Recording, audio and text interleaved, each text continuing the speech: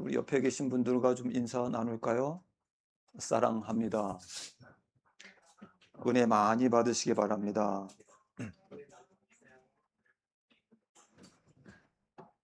6월 첫째 주 이렇게 주일 예배에 오신 우리 한 분 주의 이름으로 환영합니다. 오늘도 주님의 크신 은혜가 저와 여러분에게 넘치도록 임하시길 주님의 이름으로 축복합니다. 지난주에 우리 지호가 학교에서 운동회를 했습니다. 종목이 줄다리기였는데 지호가 키가 좀 많이 컸습니다. 맨 앞에 서서 했다고 합니다. 그런데 조금 안타깝게도 졌다고 합니다. 근데 전체적으로 했을 때는 이겼다고 합니다. 우리 여기 계신 우리 모든 분, 우리 아마도 운동회 때 기억이 나실 겁니다. 우리 100팀, 1000팀 나누어져서 이겨라, 이겨라 라를 외치셨을 것입니다. 저만 했나요? 다 하셨죠? 그리고 우리 아이들이 이렇게 놀면서 이렇게 이야기를 하는 것을 좀 들어보면 이렇게 또 이야기합니다. 너 누구 편이니? 너 누구 편이야? 우리는 커서도 편을 나누기를 좀 좋아하는 것 같습니다. 편을 나누어 경쟁하는 것이 세상을 사랑하는 존재 방식이 아닐까 이렇게 생각을 좀 해봅니다. 우리는 지난주에 우리 창세기의 대단원의 막을 내렸습니다. 6월 1일부터는 고린도 전서를 시작했습니다. 새롭게. 고린도는 그리스 남부에 있는 항구 도시입니다. 당시 로마 제국의 여러 주요 도시 중에 하나였습니다. 고린도는 해상교통의 주요 도시로서 상업 그리고 무역이 발달한 도시였습니다. 각기 성공해 보겠다라고 생각한 이 야망을 가진 사람들이 그 도시로 많이 모여들었습니다. 사도 바울은 제2차 선교 여행 때 이곳 고린도에 교회를 세웠습니다. 바울은 고린도 교회를 개척하고 난 후 한 1년 6개월 동안 그곳에 머물면서 성도들을 직접 만나 양육을 했습니다. 고린도 교회는 방언, 예언, 지식 등 다양한 성령의 은사가 풍부하게 나타났고 다른 교회들의 어려움에 기꺼이 헌금하는 열정이 넘치는 교회였습니다.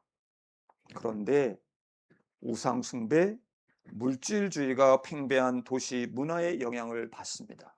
그리고 세속적인 문화가 교회 내부에 들어오고 점점 물 믿듯이 들어와 교회에도 파가 나뉘었습니다. 그래서 서로 이야기합니다. 자신들이 믿는 것이 옳다. 계속해서 주장합니다. 내가 믿는 것이 옳은 거야. 네가 믿는 것은 그른 거야. 계속 싸웁니다. 다툼이 끊이질 않습니다. 성도 간에 서로 싸우다 결국에 법정으로 가는 일도 부지기수였습니다. 성적 타락의 문제, 예배의 무질서 등 문제가 끊이지 않도록 계속해서 일어났던 문제투성이 교회가 고린도 교회였습니다. 당시 에베소 교회에 있던 사도 바울은 우리 고린도 교회의 소식을 듣습니다. 그리고 사도 바울은 마음이 무너집니다. 그리고 마음이 너무나 아팠습니다. 바울은 고린도 교회의 문제를 바로잡기 위해 눈물로 편지를 씁니다. 이것이 여러분이 아시는 성경 고린도전서, 고린도후서입니다. 사도 바울은 모든 문제의 근원을 이렇게 봅니다. 복음에 대한 오해를 에서 찾았습니다. 그리고 십자가에 못 박히신 예수 그리스도라는 렌즈를 통해 그 눈을 통해 사랑, 부활, 성도의 거룩함 그리고 은사의 올바른 사용법 등에 엄격하면서도 따뜻하게 가르치고 있었습니다.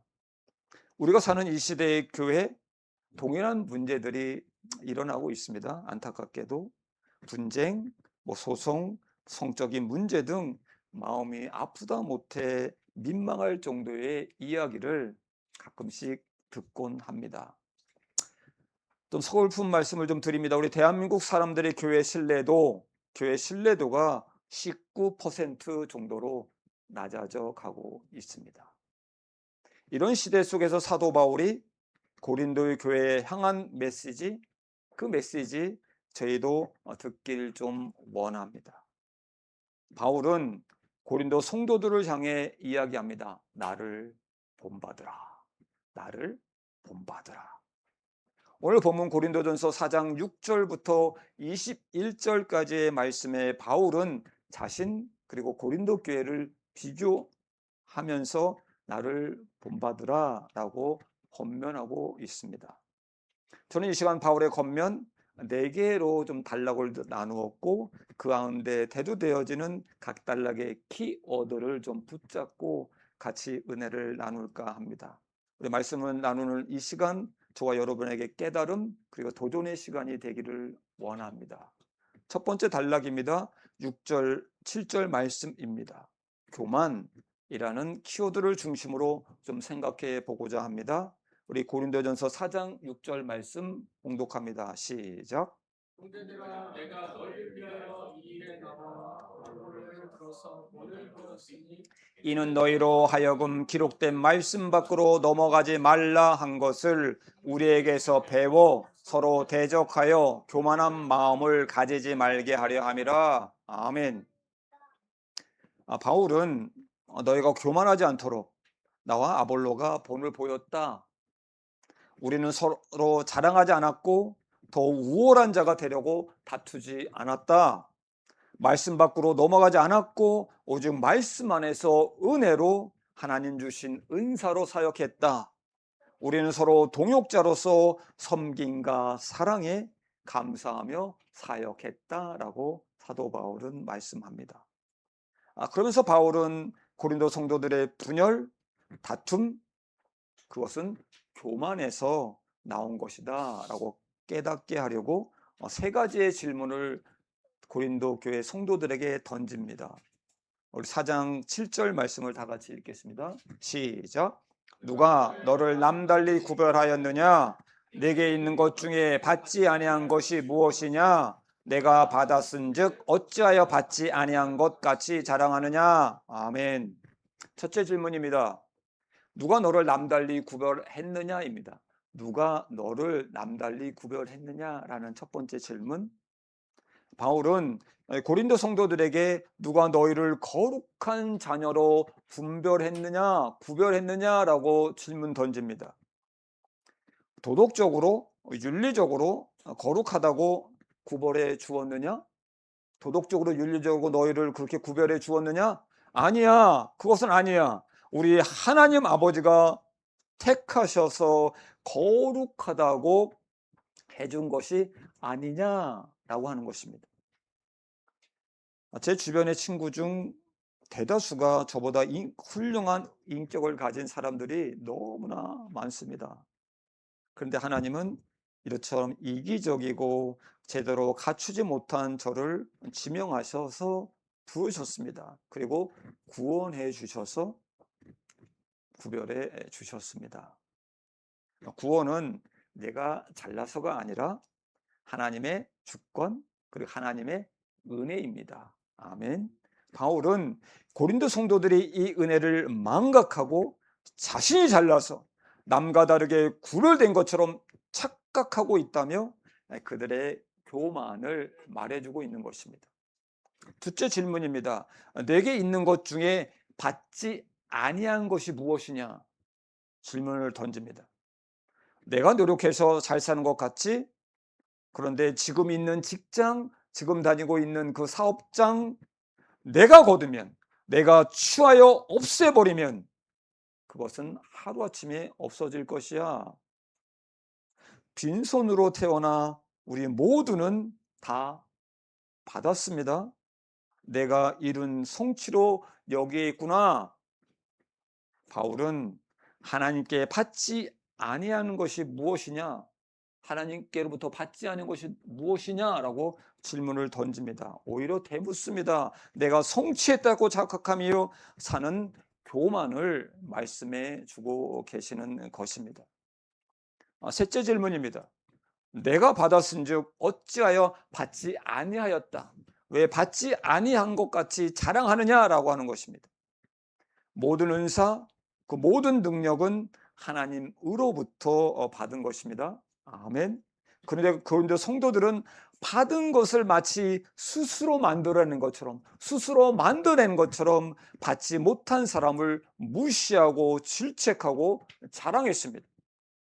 바울은 네가 가진 지식, 발변, 사회적 지위, 영적 경험, 그 모든 것, 내가 쟁취한 것이 아니라 주어진 것임을, 받은 것임을 기억해야 된다라고 말씀하고 있는 것입니다. 교만은, 저와 여러분이 은혜를 잊을 때 교만은 생깁니다. 물에서 건져 주었는데 보따리 달라고 한다는 우리 옛날 속담이 있듯이, 은혜를 우리가 잊어버리면 스스로 된 듯, 스스로 만든 듯 교만해집니다.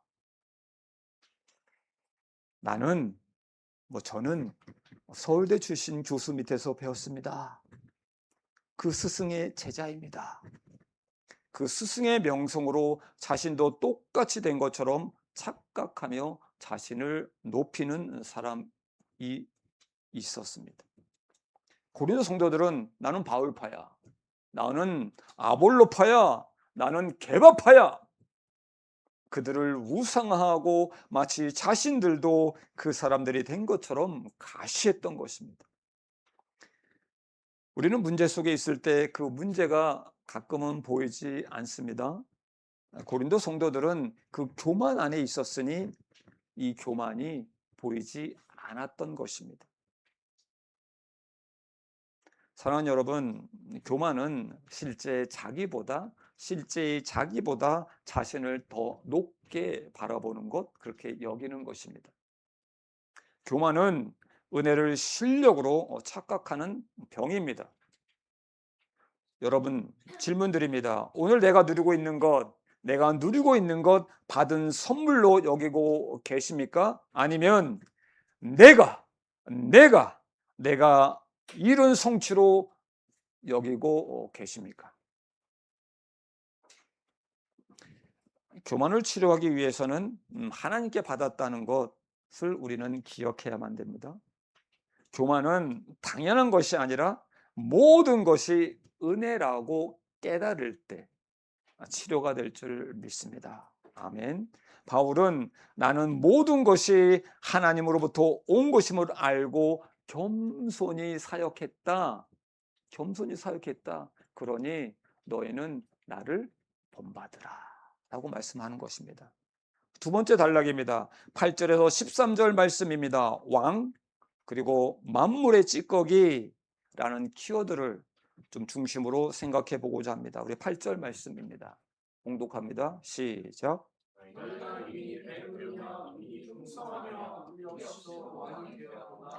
우리가 너희와 함께 왕 노릇하기 위하여 참으로 너희가 왕이 되기를 원하노라. 아멘.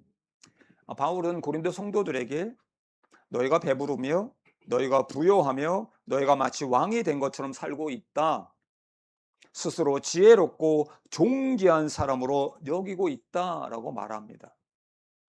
고린도 성도들은 십자가의 고난 없이 부활의 영광만 누리려는 신앙, 섬김 없이 건의만 원하는 리더십, 바울은 그들에게 십자가 없는 신앙생활을 하고 있다고 말하고 있는 것입니다. 성도 여러분, 오늘날도 마찬가지입니다.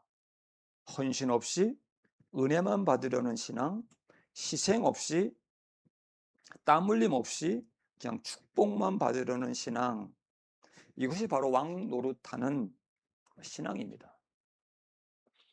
이에 비해 바울은 자신과 사도들의 삶에 관해 이야기합니다. 그것은 눈부신 성공담이 아닙니다. 9절 말씀에 우리는 마치 개선형렬의 끄트머리에 끌려와 맹수와 싸우도록 경기장에 던져져 죽기로 작정된 자와 같이 세상의 구경거리가 되었다. 이 말은 이 시대 원형 경기장에서 여러분 잘 아시죠? 사라져를 풀어놓고 사람들을 묻어뜯게 하며 구경했다, 그 광경입니다. 사도들의 삶, 그러한 삶을 살고 있다라고 사도 바울은 이야기하고 있는 것입니다. 10절, 우리는 그리스도로 말미암아, 그 예수 그리스도로 말미암아 어리석고 약하고 비천하다. 11절에 우리는 줄이고 목마르며 헐벗고 매맞으며 정처 없다. 13절에 우리는 세상의 더러운 것, 그리고 만물의 찌꺼기 같이 되었도다 라고 말씀합니다. 찌꺼기로 번역된 헬라어는 페리카타르마라고 합니다. 제사 후에 제단을 닦아내 나왔던 오물 또는 도시를 정화하기 위해 희생된 가장 낮은 자를 말합니다. 바울은 자신과 사도들의 삶이 그 자리에 있었다라고 말씀하고 있는 것입니다. 바울은 나는 복음을 위해 고난을 받았고 수치와 모욕을 당했으며 세상에서 미련하고 약하고 비천한 패배자로 살았으나 모욕을 당한 즉 축복하고 박해를 받은 즉 참고 비방을 받은 즉 권면했다라고 말합니다. 바울은 세상을 따라가는 왕 같은 삶이 아니라 예수님을 쫓아가는 삶, 예수님을 따라가는 낮은 자의 삶을 살았다라고 말씀하면서 나를 본받으라 라고 말씀합니다.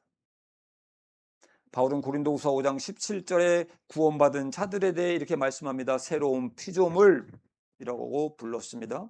바울은 예수님을 만나고 자신이 새로운 피조물로서 존재 방식이 바뀌었다라고 말씀합니다.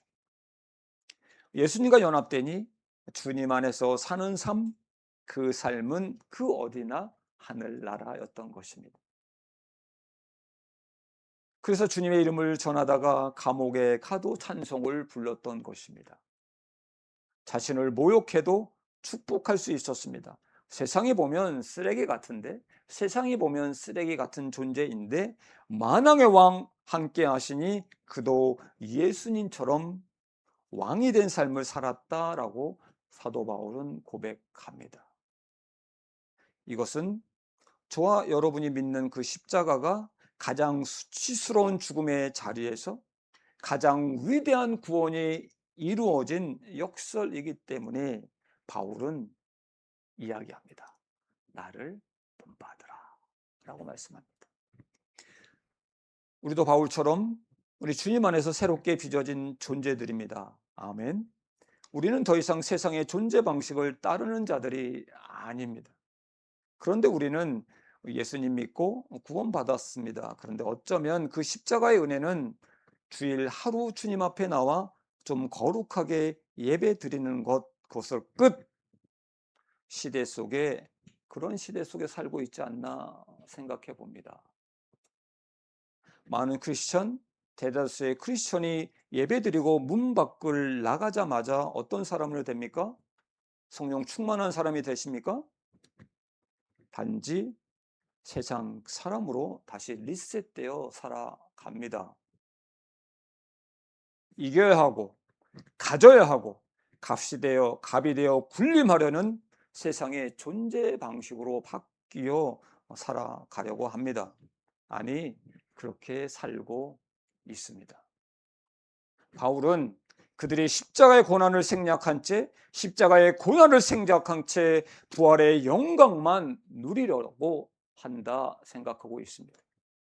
바울은 세상에서 왕처럼 살려고 이 땅의 것에 집착하지 말고 이 땅의 돈, 명예, 성공을 목적으로 삼아 살지 말라 권면하고 있는 것입니다. 여러분 혹시 맨발의 전도자 우리 최춘선 목사님을 혹시 아십니까? 좀 띄워주시겠습니까?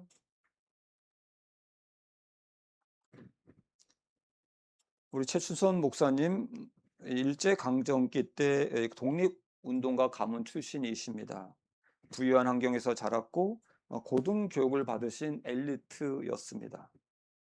하지만 그는 자신의 모든 재산, 전 재산을 가난한 자들에게 다 나누어 주셨습니다. 그리고 스스로 낮은 곳에 처하는 삶을 택하셨습니다. 그는 거의 한 30년 동안 하나님의 거룩한 땅이라고 믿으셔서 신발을 신지 않은 채 맨발로 지하철 그리고 거리에서 복음을 전하셨습니다. 그는 가슴과 등에 직접 쓴 문구가 있었습니다. 미스 코리아보다 미스 헤븐, 하나님은 사랑이시다라를 직접 써셔서 붙이고 다니시면서 사람들에게 복음을 전하셨습니다.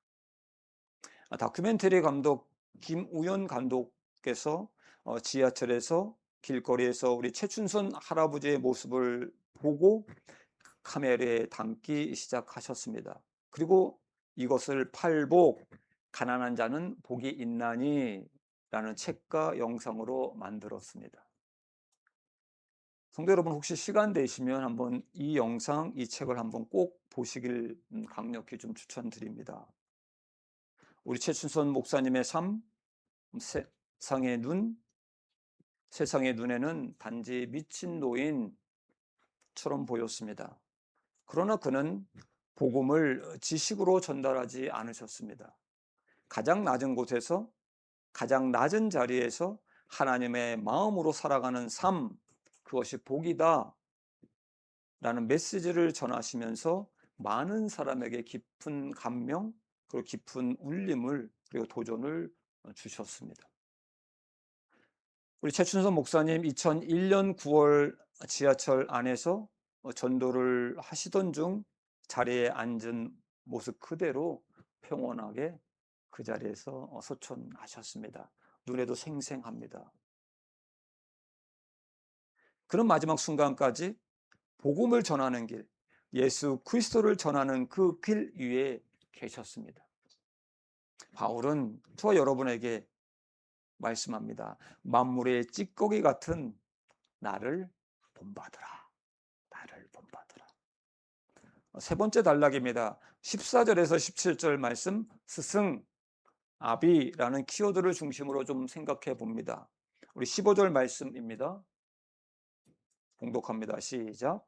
그리스도 안에서 일만 스승이 있으되 아버지는 많지 아니하니 그리스도 예수 안에서 내가 복음으로써 너희를 낳았음이라. 아멘. 고린도 교회에는 많은 영적 스승들이 있었습니다. 화려한 말, 철학적인 지혜, 수사학적 능력으로 가득 찬 교사들이 너무나 많았습니다. 스승은 지식을 전달하는 사람입니다. 그러나 바울은 말합니다. 나는 너의 아버지다. 나는 너의 아버지다. 내가 너희를 복음으로 낳은 아비다. 라고 말합니다. 여러분, 아비는 자녀들이 비난해도 같이 비난하지 않습니다. 같이 비난하지 않습니다. 바울은 고린도 성도들이 자신을 모욕하고 비난할 때도 같이 비난하지 않았습니다. 아비는 어떤 상처를 받아도 포기하지 않습니다. 아버지의 권위는 힘에서 나오는 것이 아닙니다. 아버지의 권위는 힘에서 나오는 것이 아닙니다. 희생에서 나옵니다. 찌꺼기가 되는 것을 감수하며 자녀를 위해 살아간 사람, 그가 진정한 영적 아버지입니다. 바울은 나는 영적인 아비처럼 살았다. 너희도 나를 본받으라 말씀합니다. 16절에 나를 본받는 자가 되라 라는 말씀은 오만이 아닙니다. 내가 그리스도를 따른 것처럼 너희도 이 십자가의 길을 따르라, 그 길을 가라 라는 아버지 하나님의 간절한 호소였습니다. 네 번째 단락입니다. 18절에서 21절 말씀에 말과 능력이라는 키워드가 등장합니다. 같이 은혜를 나눌까 합니다. 20절 말씀 다 같이 봉독합니다. 시작. 하나님의 나라는 말에 있지 아니하고 오직 능력에 있음이라. 아멘. 고린도 성도들은 말만 번지르했습니다. 말만 앞세웠습니다. 고린도 교회는 말만 많고 삶이 없는 신앙, 신학은 화려하지만 사랑이 없는 공동체, 이것은 능력 없는 종교 집단일 뿐입니다. 바울은 내가 가리라, 그리고 그 교만한 자들의 말이 아니라 내가 능력을 보겠다라고 말씀합니다. 복음은 성도 여러분 어떻게 생각하십니까? 설득력 있는 언변으로 전파되는 것이 아닙니다. 말로만 하는 신앙은 하나님 나라와 거리가 좀 많이 있습니다. 말로만 이렇게 해, 저렇게 해, 꼭 이렇게 해야만 돼 하는 코치, 아니면 직접 운동화를 신고 함께 선수와 뛰는 코치는 전혀 다릅니다. 선수들은 금세 그 차이를 압니다. 성도 여러분, 하나님의 나라는 말이 아닌 능력에 있습니다. 아멘.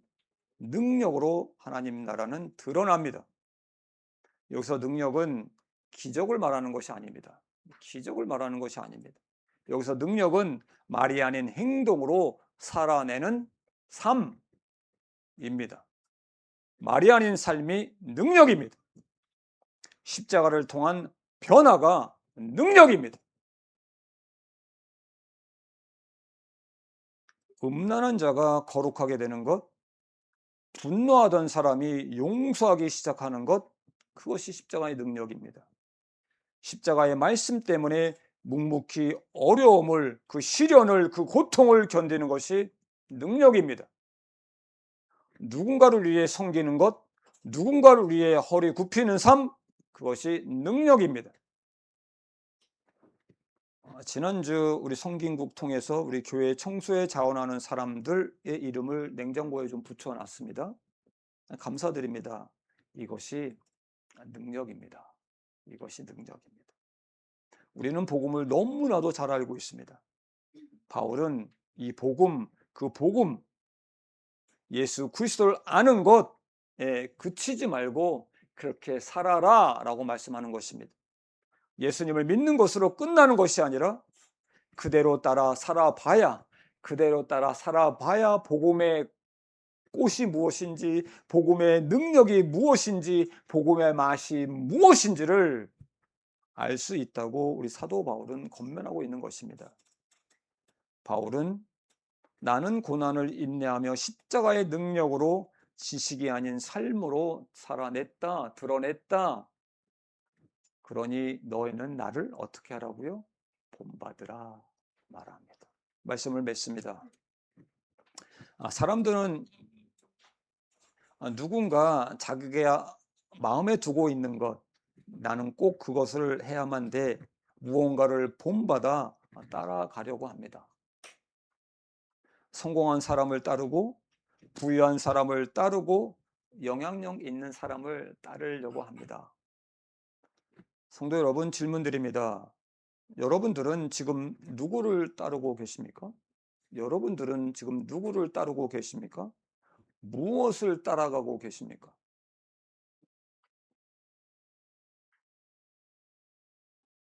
바울은 나를 본받으라, 나를 모델로 삼아 살아봐라 권합니다. 나에게 있는 모든 것, 하나님이 주셨음을 고백하는 겸손, 편을 나누어 이기려고 가시하려고 군림하며 왕이 되려는 세상의 존재 방식이 아닌 만왕의 왕 예수님을 내 안에 모시고 만물의 찌꺼기처럼 사는 인생, 스승으로 권위를 갖고 가르치는 것이 아닌 아비가 되어 헌신하고 무릎 꿇고 희생하며 섬기는 인생, 말이 아니라 삶으로 보여준 능력, 행동으로 보여준 능력, 이것이 바울이 살았던 삶이었습니다. 성도 여러분, 바울처럼 살면 어떻게 될까요? 바울처럼 살면 어떻게 될까요? 17절에서 바울은 디모데를 보냅니다. 그를 보면 나를 보게 될 것이다 라고 말씀합니다. 디모데의 모습에서 누구의 모습이 보였을까요? 디모데의 모습에서 누구의 모습이 보였을까요? 사도 바울의 모습이 보였을 것입니다. 예수님의 모습이 보였을 것입니다. 사랑하는 여러분, 누군가가 나를 보고 예수님 닮으셨어요, 예수님처럼 하시네요. 그런 말 듣고 싶습니다. 그런 말 듣고 싶습니다. 저와 여러분의 모습에서 예수님의 모습이 보이는 그날까지, 그대의 모습에서 예수님의 모습이 보이는 그날까지 그리스도를 따라갔던 사도 바울을 본받으라. 사도 바울을 본받으라. 주 안에서 만물의 찌꺼기 같은 삶을 살아보자 결단하며 우리 매일매일 사도 바울 예수 그리스도를 본받고 나아가기를 주님의 이름으로 축원드립니다. 아멘. 기도하겠습니다.